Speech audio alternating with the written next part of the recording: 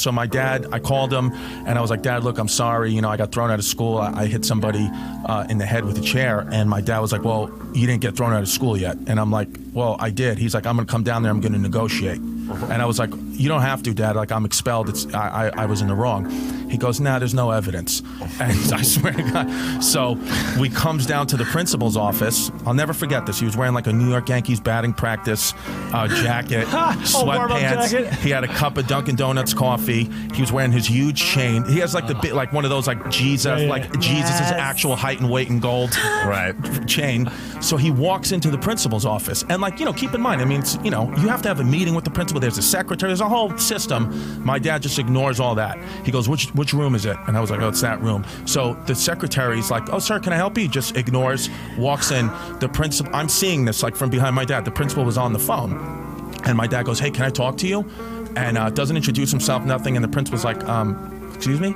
He goes, yeah, I'm Chris's dad. I need to talk to you. And the principal's like, well, I'm on the phone, sir. You'll have to wait outside. And my dad just hangs up the phone. Oh, wow. It was like, power he mode. just hangs up the phone. He goes, look at that. Now you're not on the phone. Because when my dad gets into like a mode like that, and to be honest, like I think my dad was a crazy nut job, in and out of prison guy when I was very young, before I was even born. The dad that I knew, you know, other than this moment, was relatively calm. He was like a diabetic. He's on dialysis.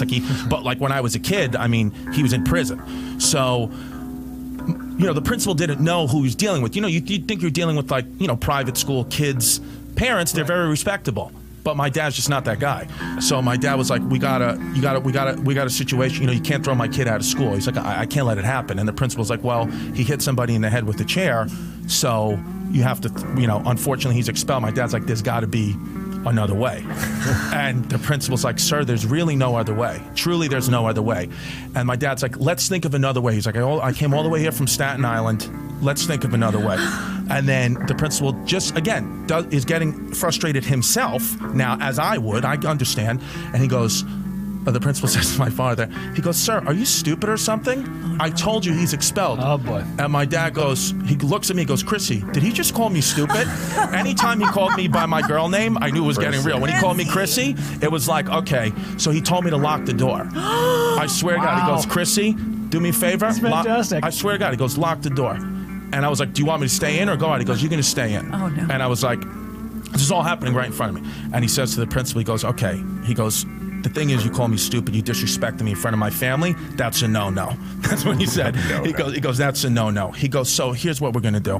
He goes, you have two options now. And I swear it was the calmest my father was the whole moment is when there was impending violence. Mm-hmm. He goes, here's what we're going to do. He goes, I'm going to give you two options. The first option kind of sucks for you, but I'm going to lay it out. He goes, I'm going to come over there. I'm going to break both your kneecaps. And I was like, that's crazy. And then he goes, you're going to think I saw that line in a movie?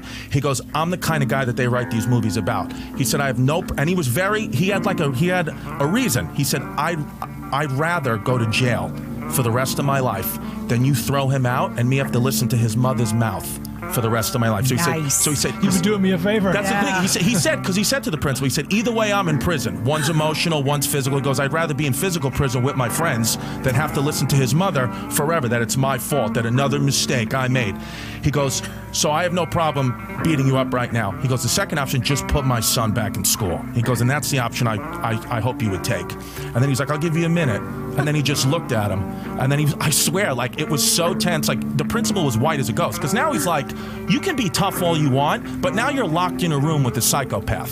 So Hold it's on. like... Wait a second. I was tuned out for a second. Are we still talking about Koppelman's dad here?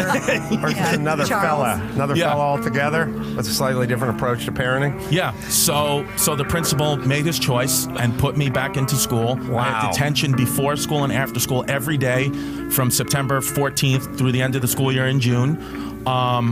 And I got thrown off the basketball team, and, you know, to my father. And to be honest with you, I swear by the end of that year in June, my dad and this principal were like on handshaking, like friendly terms. Sure. Like he respected my father. I want to know. If his hand's on your hands. And then the kid never pressed charges. The kid was going to press charges. Him and his family were going to press charges. That all went away too. And we're fine.